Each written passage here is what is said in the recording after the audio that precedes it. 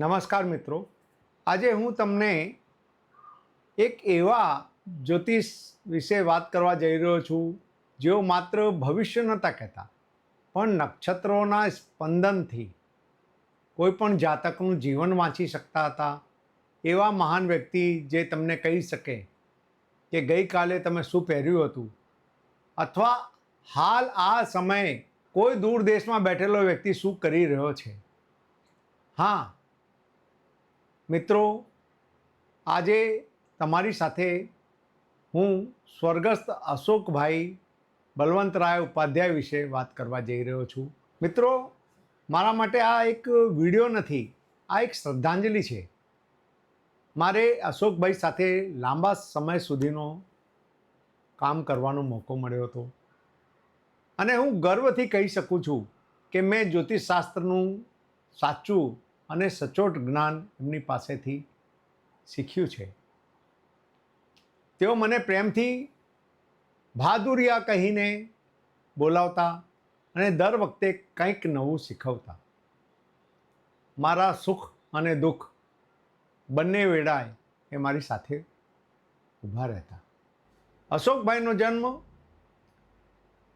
24 April 1952ના રોજ ગુજરાતના લાંગણજ મહેસાણા ખાતે થયો હતો. તેમનો મોસાળનો પરિવાર જ્યોતિષ પરંપરા સાથે જોડાયેલો હતો.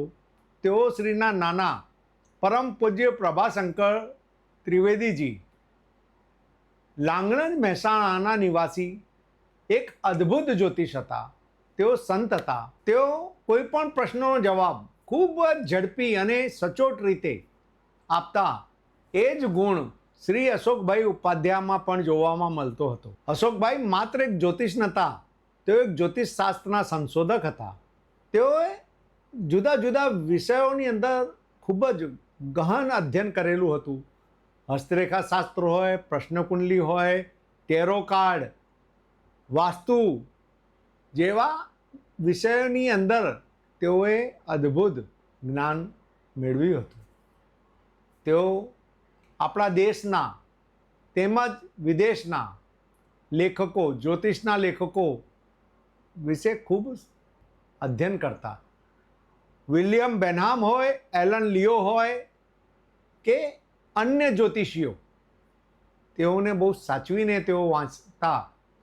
અને હા, એમની એક વિશેષતા હતી કે જે કંઈ વાંચે તે આવનારી પેઢીના વિદ્યાર્થીઓ માટે તેઓ એક નોટ સ્વરૂપે ક્યાંક ને ક્યાંક રજૂ કરતા. જ્યોતિષ અધ્યાપન અને અધ્યયન તેમનું મુખ્ય હેતુ હતો. એમનો શોખનો વિષય હતો. તેઓ વ્યવસાયે સિવિલ એન્જિનિયર હતા. જ્યોતિષના પૈસા જોયા નહોતા, ક્યારેય નહીં. પણ જ્યોતિષની સેવા કરવામાં તેમનો તોડ મળવો ખૂબ અઘરો છે. અષ્ટક વર્ગ હોય કે ગોચર, અદ્ભુત પકડ. તેઓ મને કહેતા કે અષ્ટક વર્ગના આધારે ભદોરિયા એટલું કહી શકાય કે જ્યાં શુક્ર પડ્યો છે એનાથી સપ્તમ ભાવ કમજોર થઈ જાય છે, વીક પડી જાય છે. આ નાની વાત મને હજુ પણ યાદ છે. તેઓએ ગુજરાતની સાથોસાથ મુંબઈના મારા ગુરુભાઈ સુનિલ જોન સાથે પણ લાંબા સમય સુધી કાર્ય કર્યું. ત્યાં એ તેમના દ્વારા ચાલતું એક સપ્તઋષિ એસ્ટ્રોલોજીકલ મેગઝીનમાં વિવિધ લેખ આપ્યા, જે આજે પણ અદ્વિતીય છે. લઘુ પારાશરી જેવો નાનકડો ગ્રંથ, જેને દુનિયા માત્ર નાની પુસ્તિકા સ્વરૂપે જુએ છે, તેમને બૃહદ ગ્રંથ તરીકે જોયો. તે પુસ્તકને તેઓએ એક એક અક્ષર સાથે અર્થ સહિત વિકસિત કરીને ગુજરાતી અને અંગ્રેજી બે ભાષાની અંદર 500 પેજના બે કદાવર પુસ્તક લખ્યા છે, જે અજર અમર થઈ ગયા છે. પ્રિડિક્શન કરતી વખતે તેઓ ખૂબ જ સહજતાથી આશ્ચર્ય પામાડે એવા ફળકથન કરી દેતા. એક વખત એક દીકરીને તેઓ કહ્યું કે પરમ દિવસે જે તે ટોપ પહેર્યું હતું એ ટોપ ગ્રીન કલરનું હતું અને નીચેથી બળી ગયું હતું. એ દીકરી એકદમ જોરથી બૂમ પાડી ઉઠી, તમને કેવી રીતે ખબર? એની નાની બહેન આવી, ત્યાં એને કહ્યું કે તે કાલે જ કાનના બુટિયા બદલ્યા છે. આવા ઘણા પ્રસંગ મને એમની સાથેના યાદ રહ્યા છે. નક્ષત્ર આધારિત આ બધા પ્રિડિક્શન કરતા સુનિલભાઈ સાથેની જ વાત છે. એક વખત સુનિલભાઈએ પોતાના મિત્ર વિશે એમને કંઈ પૂછ્યું તો કે આ વખતે તારો મિત્ર જમીન ખોદી રહ્યો છે, જમીનનું ખોદકામ કરી રહ્યો છે. સુનિલભાઈએ કહ્યું કે અત્યારે આવું ન કરી શકે, કારણ કે તે અમેરિકામાં છે ને અમેરિકામાં અત્યારે રાતના 2:30 વાગેલા છે. તો કે ફોન કરો. ફોન કર્યો એ જાતકે એમના મિત્રે પહેલી જ ઘંટીએ ફોન ઉઠાવ્યો. ત્યાં એણે સુનિલભાઈએ પૂછ્યું કે ભાઈ કેમ આજે તરત ફોન ઉઠાવી લીધો? કે નીંદ નથી આવતી એટલે ગાર્ડનિંગ કરી રહ્યો હતો. આવા અદ્ભુત જે કોઈ પણ વિધા નહીં પરંતુ નક્ષત્રો આધારિત અને એમના ગણિત આધારિત ઘણા પ્રિડિક્શન મને યાદ છે. તેઓ માત્ર જ્યોતિષ નહોતા, એક અદ્ભુત શિક્ષક હતા. વડોદરા, અમદાવાદ, પાટણ વિવિધ જગ્યાએ સ્વખર્ચે જઈને તેઓ જ્યોતિષનું જ્ઞાન પીરસી આવતા. શ્રી હેમચંદ્રાચાર્ય ઉત્તર ગુજરાત યુનિવર્સિટીમાં તેઓએ વર્ષો સુધી જ્યોતિષ ભણાવવાનું કાર્ય કર્યું અને ત્યાંના જ્યોતિષનું ડેવલપમેન્ટનું પણ કામ કર્યું. ત્યાંના પ્રમોદભાઈ દવેના તેઓ ખાસ મિત્ર હતા. તેઓ અધ્યયન અધ્યાપનની સાથે સાથે સંશોધનનું કાર્ય પણ બહુ સારી રીતે કરતા હતા. તેમને સ્પંદન શબ્દ ખૂબ પ્રિય હતો. જેટલા પણ તેઓએ અત્યાર સુધી સોવેનિયર બહાર પાડ્યા બધાનું નામ એમને સ્પંદન રાખેલું. 1996માં એમને મને 7 નાની નાની પુસ્તિકાઓ જે જુદા જુદા ગ્રંથોનું એક્સ્ટ્રેક્ટ હતું તે આપ્યું. એમાં 3 હસ્તરેખાની હતી, 3 જ્યોતિષની હતી અને 1 અષ્ટક વર્ગની હતી. એટલે તેઓ હંમેશા કહેતા કે પ્રકાશન કરવું જરૂરી છે, આગળ આવનારા સમયની અંદર કોઈ વાંચશે. એમનું દિલ આ પ્રકારનું હતું. લઘુ પારાશરીનું કાર્ય મારી દેખતા દેખતા એમને કર્યું. કોઈ પણ જ્યોતિષને પ્રોત્સાહન આપવું, માન આપવું એ એનાથી વિશેષ કોઈ કરી શકે એવું નથી દેખાતું. ખૂબ જ વિદ્વાનોને માન આપવાનું કાર્ય તેમનું અદ્વિતીય હતું. પછી વડોદરાના પ્રભાકર ડોંગરેજી હોય કે અમદાવાદના હિંમતરામ મહાશંકર જાની હોય કે મુંબઈમાં નિવાસ કરતા મારા ગુરુ શ્રી CS પટેલ સાહેબ હોય, બધાને તેઓ અદ્ભુત રીતે શ્રદ્ધા સાથે માન આપતા. જ્યોતિષના જેટલા પણ વિદ્વાનો છે તેમને માન આપવાનું કદી ચૂકતા નહીં. તેઓના જીવનની અંદર તેઓ એક વ્રત લીધેલો કે મારે સૌંદર્ય લહેરીની એક વ્યવસ્થિત ટીકા તૈયાર કરવી છે. તેના ભાગરૂપે સૌરાષ્ટ્ર, દિલ્હી, મુંબઈ, ઉજ્જૈન, ઇન્દોર બધા સ્થાનના જેટલા પણ સંસ્કૃતના વિદ્વાનો હતા તેઓની સાથે તેઓ સંપર્ક કરતા. નેપાલ, પશ્ચિમ બંગાળ, ઢાકા, શ્રીલંકા વિવિધ જગ્યાઓથી તેઓએ 100 ઉપરાંત સૌંદર્ય લહેરીની હસ્તપ્રતો તેમને મેળવી હતી.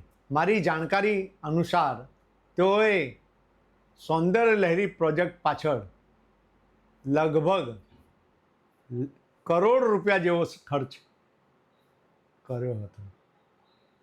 જ્યોતિષમાંથી કમાણી નહીં કરવાની, પરંતુ જ્યોતિષને આપવા માટેની વૃત્તિ ખૂબ જ અદ્ભુત હતી. તેમનું તે પ્રોજેક્ટ અધૂરું રહી ગયું તેમના જીવનની અંદર પૂર્ણ નથી થયું. તેઓના ભાઈ કશ્યપભાઈ તે પ્રોજેક્ટને પૂર્ણ કરવામાં અગ્રેસર છે. અશોકભાઈની સ્મૃતિમાં તેઓએ એક સૌંદર્ય લહેરીનું સ્પંદન સ્મૃતિ ગ્રંથ બહાર પાડ્યું છે. અશોકભાઈ માટે હું આપને એક વાત એવી કહીશ કે તેઓ જ્યોતિષને જીવતા, તેઓ નક્ષત્ર તારાચક્રનો ઉપયોગ વારંવાર કરતા, સર્વતોભદ્રનો ઉપયોગ કરતા, નમોસનો ઉપયોગ કરતા. તમે તારીખ બોલો એના પરથી તમારા કેટલાય પ્રિડિક્શન કરી આપે. શરૂઆતમાં મને લાગતું કે તેઓ ન્યુમરોલોજી કરે છે, પાછળથી ખબર પડી એ સૂર્યની રાશિ, સૂર્યનું નમાંશ અને કેટલાય ગ્રહો એમને કઈ રાશિમાં કયા વર્ષે હતા એ યાદ રહેતા અને એક કુંડલી એમના સ્મૃતિ પટલ પર બની જતી અને પ્રિડિક્શન કરી આપતા. હું પણ એમની પાસેથી ઘણો શીખ્યો છું, ખૂબ એમનો આભારી છું. તેમના સ્વભાવ વિશે ગુજરાતનું જ્યોતિષ જગત જાણે છે કે તેઓ આકરા સ્વભાવના હતા, પણ કોઈની સાથે વ્યક્તિગત દુશ્મની ક્યારેય નહોતા કરતા.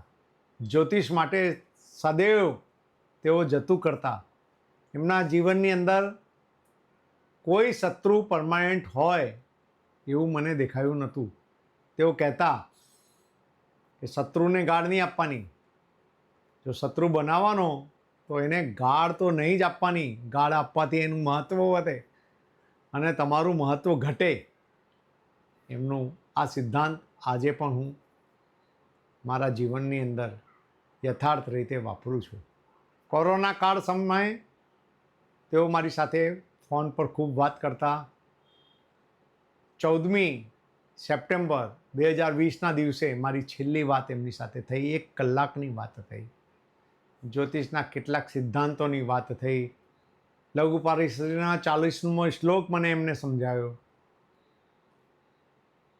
પછી મને 1 ઓક્ટોબરે 2020ના દિવસે એ અશુભ સમાચાર પ્રાપ્ત થયા કે તેઓ 30મી તારીખે કોરોના ગ્રસ્ત થઈ આ દુનિયાને છોડી ગયા.